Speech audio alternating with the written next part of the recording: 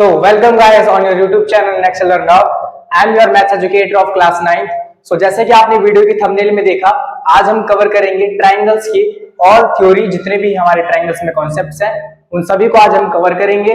और इस चैप्टर में बेसिकली हमारे 5 कॉन्सेप्ट्स हैं कॉन्ग्रुएंट फिगर के बेस पे, वो सारे आज हम कवर करेंगे।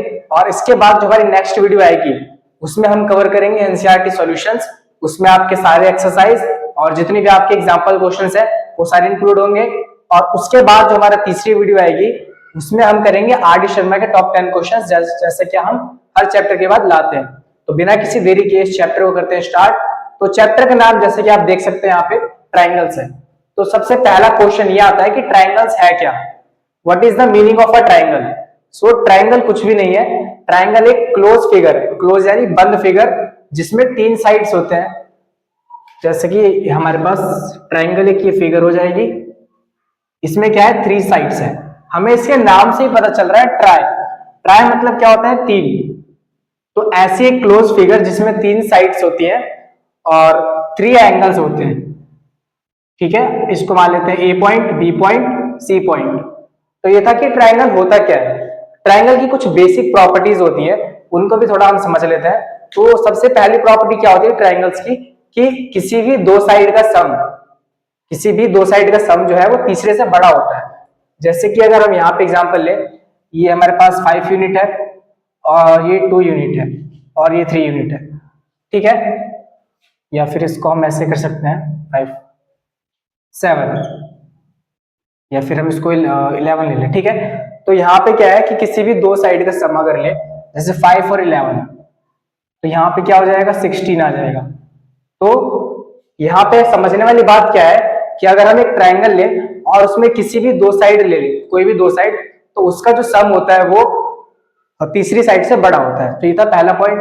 अगर उसके बाद हम बात करें दूसरे पॉइंट की, तो दूसरा पॉइंट हमारा क्या होता है कि ये तो बचपन से हमने पढ़ा है कि एक ट्राइंगल के जितने भी एंगल्स होते हैं और तीनों एंगल्स, तो यहाँ पे हमें तीनों एंगल्स दिख रहे हैं, इन तीनों का सम कितना हो जाएगा, angle A plus angle B plus angle C is equal to 180 degree. तो ये दो तो हमारी बेसिक प्रॉपर्टीज हो गई। तो अब हम थोड़ा और आगे बढ़ते हैं और इसमें ना एक नया टॉपिक हम समझते हैं कि जो एक्चुअल नोटेशन ऑफ एंगल्स कैसे हम करते हैं, यानी ये एंगल को कैसे हम लिखते हैं एंगल्स को। जैसे कि हमारे पास यहाँ पे 3 एंगल है, angle A, angle B, angle C. तो मैंने अगर आपको बोला इसको लिखना है आपको, तो आप कैसे लिखेंगे, आपने लिख दिया एंगल ए, एंगल बी और एंगल सी। बट ये कंप्लीट नोटेशन नहीं है। नोटेशन मतलब रिप्रेजेंट करने का तरीका, तो ये कंप्लीट नहीं है। क्योंकि अगर मान लेते हैं एक हमने फिगर ले ली लाइक दिस,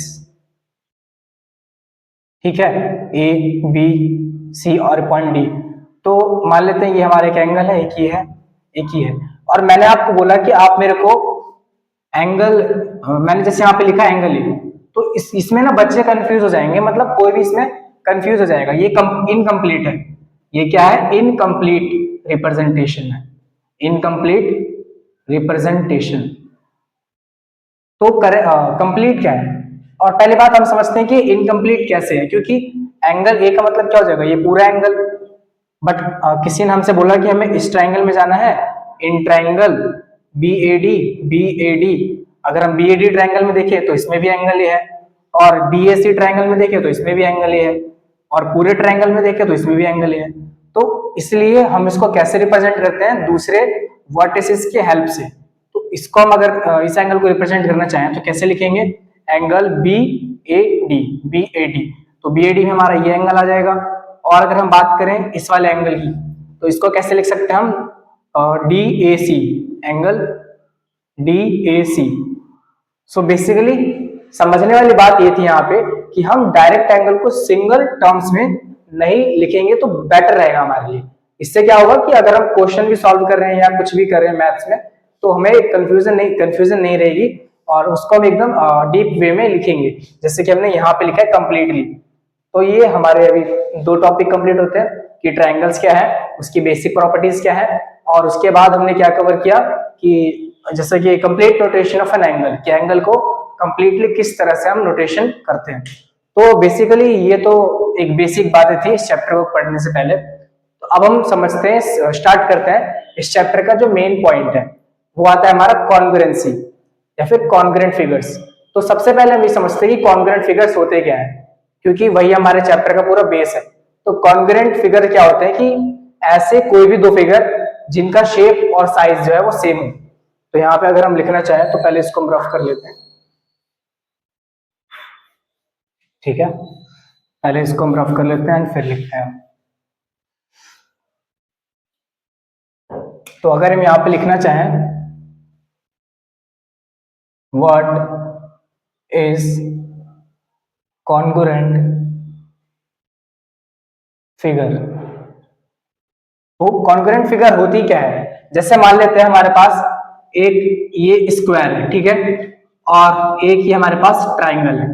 तो इनका अगर इसका शेप क्या होगा, इसका शेप क्या होगा, इसका स्क्वायर होगा और इसका क्या होगा, ट्राइंगल होगा।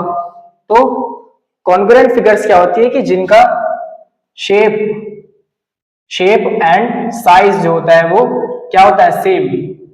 तो यहाँ पे अगर हम बात करें तो एक हमारे पास स्क्वायर है और एक ट्राइंगल है। तो ट्राइंगल का शेप मतलब इस फिगर का शेप तो ट्राइंगल है और इस फिगर का शेप स्क्वायर, तो शेप तो इनके अलग अलग हो गए, ठीक है। और अगर इसकी साइज की बात करें तो इसका साइज भी अलग है और इसका साइज भी अलग है, तो ये दोनों पॉइंट भी हमारे कट हो गए। तो बेसिकली अगर हम एक और एग्जांपल ले, जैसे हमारे पास एक ये ट्राइंगल है और एक ये ट्राइंगल है और इसकी मान लेते हैं 5 4 3 और ये भी 5 4 3। तो यहाँ पे आप देख सकते हैं कि दोनों का शेप, सबसे पहला पॉइंट आना चाहिए शेप, दोनों का शेप क्या है, ट्राइंगल है, तो ये पॉइंट तो ठीक हो गया।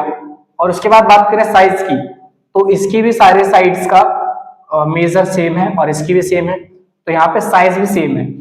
तो अगर आपसे कोई भी क्वेश्चन पूछ रहा है कि कोई दो फिगर कॉन्ग्रुएंट है या नहीं है, तो आपको सिर्फ दो चीजें चेक करनी है, पहला उसका शेप जैसे कि यहाँ पे आप देख सकते हैं, और दूसरा उसका साइज।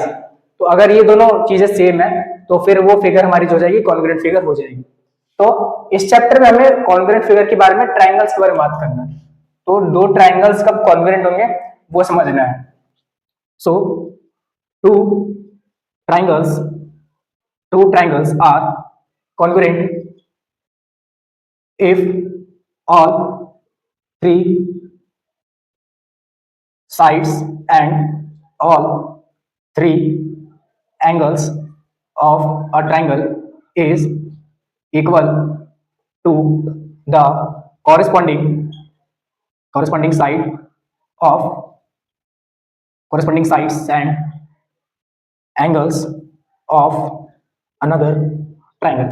तो अगर हम डेफिनेशन को समझे, सबसे पहले डेफिनेशन को समझना जरूरी है। इसमें क्या बोल रहा है, दो triangles two triangles are congruent, दो ट्राइंगल्स कॉन्ग्रुएंट जब होंगे इफ ऑल थ्री साइड्स, तीनों साइड्स एक ट्राइंगल की is equal to the corresponding sides of another corresponding sides and angles of another triangle. तो एक हमारे पास ट्राइंगल ये रहा और इसकी जो सारी साइड्स हैं और सारे एंगल्स हैं वो दूसरे वाले ट्राइंगल के सारे साइड्स और सारे एंगल्स के कॉरस्पॉन्डिंगली बराबर होंगे, तो वो क्या होगा, हमारा कॉन्ग्रुएंट ट्राइंगल्स होगा। तो ये तो हमारा बेसिक सा एक कॉन्सेप्ट था, ये दो ट्राइंगल्स कब कॉन्ग्रुएंट होंगे। इसके बाद हमें 5 और कॉन्ग्रुएंसी के प्रिंसिपल्स को पढ़ना है, तो आप पहले एक बार इसको लिख लीजिए थोड़ा सा और फिर इसको हम आगे कंटिन्यू करते हैं।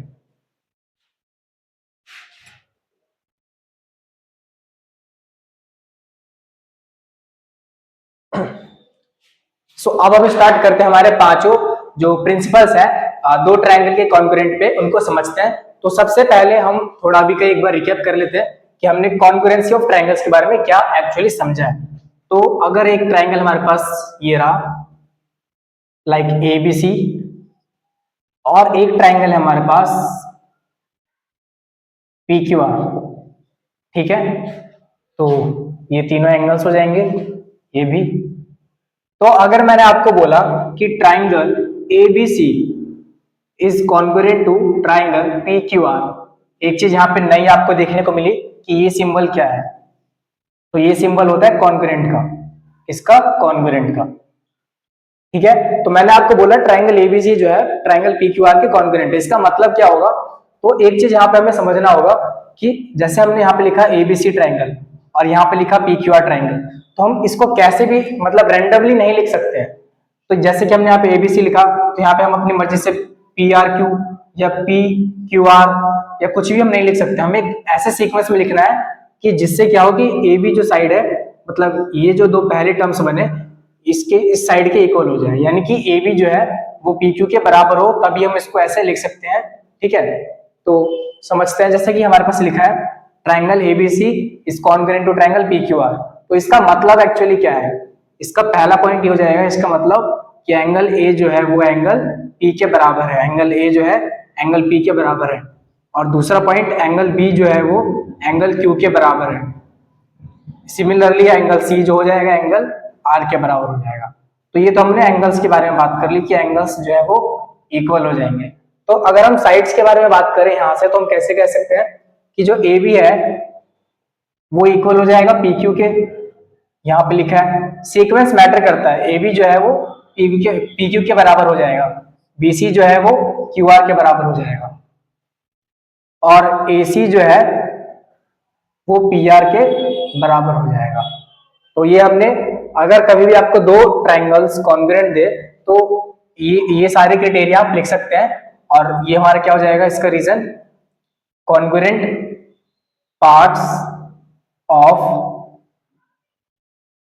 कॉन्ग्रुएंट ट्राइंगल्स, जिसको हम शॉर्ट में लिखते हैं सीपीसीटी। ठीक है, सीपीसीटी आपको पूरे चैप्टर में काम आएगा।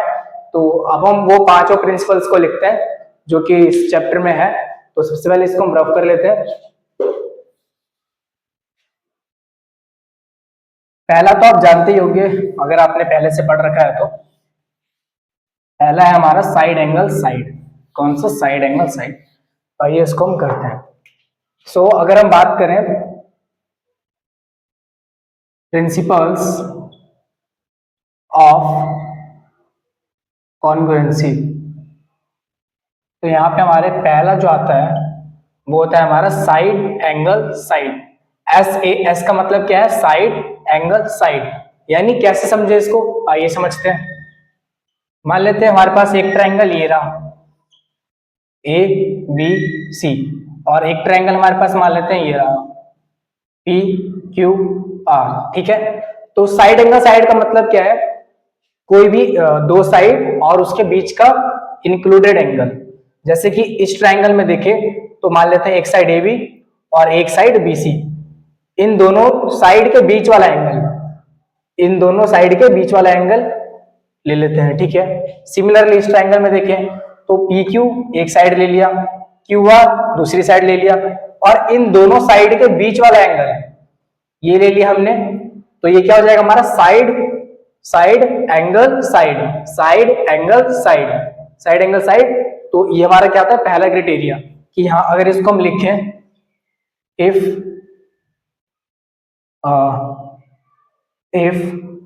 इन a triangle two sides and included angle between them is equal to the corresponding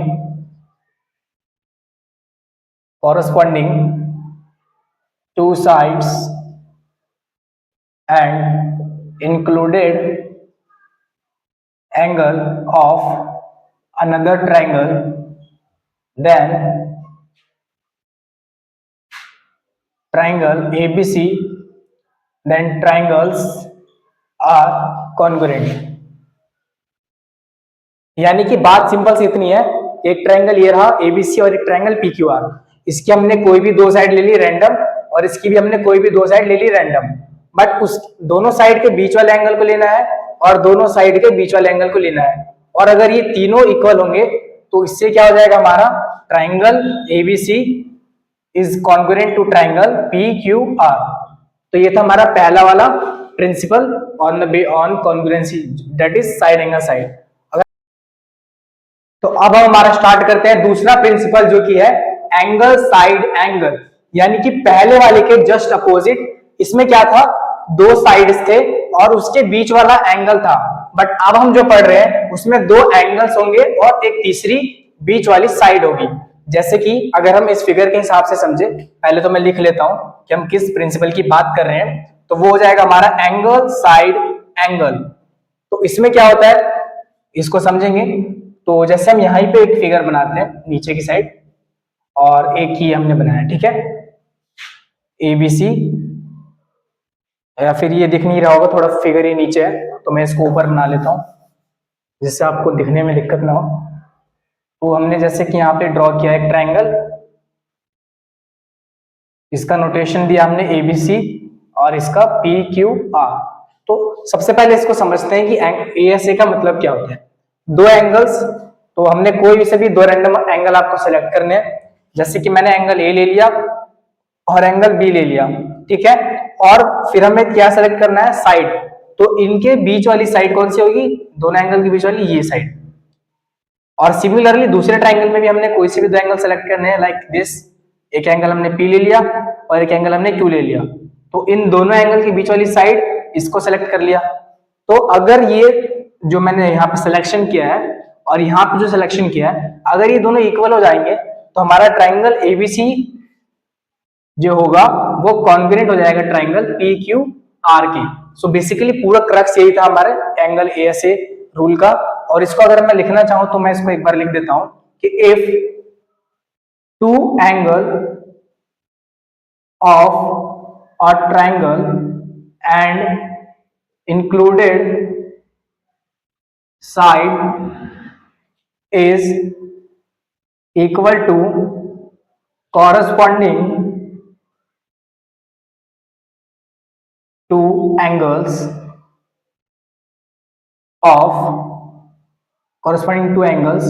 and included side of second triangle, then both triangles are congruent। तो हमने इसको समझा ASA का मतलब क्या है, कोई भी दो एंगल लेने हैं लाइक दिस और उसके बीच में एक साइड जो होगी उसको सिलेक्ट करना है, और दूसरे ट्रायंगल में भी यही काम करना है। तो अगर वो दोनों इक्वल हो जाएंगे तो दोनों ट्रायंगल हमारे कॉन्ग्रुएंट हो जाएंगे। तो ये था हमारा सेकंड प्रिंसिपल। आप इसको एक बार लिखिए पहले, फिर हम तीसरे चौथे पांचवें को लिखेंगे और सेशन को एंड करेंगे। तो इसको आप एक बार लिख लीजिए। So now we are going to cover the left three principle on congruency। और सबसे पहले उसको हम लिख लेते हैं, फिर जिससे आपको वो पता चल जाएगा कौन कौन से बचे हमारे।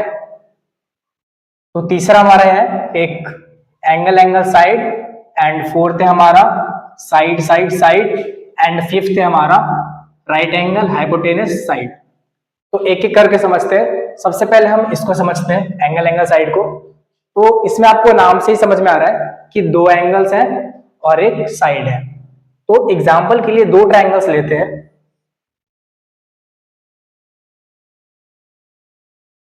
इसका नोटेशन करते हैं ABC एंड PQR। तो दो एंगल्स, कोई से भी दो एंगल्स हमें लेने हैं रैंडमली, लाइक ये एंगल लिया हमने इस ट्रायंगल में और एक ये एंगल लिया, और इस ट्रायंगल में भी कोई से भी दो रैंडम एंगल्स लेने हैं, लाइक एक एंगल ये ले लिया हमने और एक एंगल ये ले लिया, ठीक है, दो एंगल्स। बट इसमें साइड जो है ना वो कौन सी साइड होनी चाहिए, नॉन इंक्लूडेड। नॉन इंक्लूडेड का मतलब क्या है कि इन दोनों एंगल्स के बीच वाली साइड नहीं होनी चाहिए वो।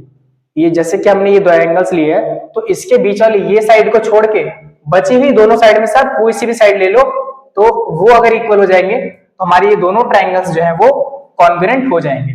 तो यही हमारा एंगल साइड का क्राइटेरिया बोलता है कि अगर हमने दो ट्रायंगल्स लिए हैं तो कोई से भी इस ट्रायंगल के कोई से भी दो एंगल्स और जो नॉन इंक्लूडेड साइड है उसमें से कोई सी साइड अगर दूसरे वाले कोरस्पॉन्डिंग ट्रायंगल के बराबर हो जाएगी तो ट्रायंगल ABC जो होगा वो ट्रायंगल PQR के कॉन्ग्रुएंट हो जाएगा, ठीक है।